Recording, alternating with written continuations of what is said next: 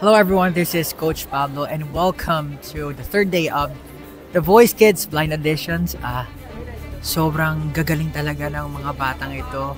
I didn't expect na ganito na sila ka-talented or ganito na ka-refined yung abilities nila to sing. And I'm so excited to see more of them kasi talagang parang hindi mo alam kung sino yung gem na makikita mo.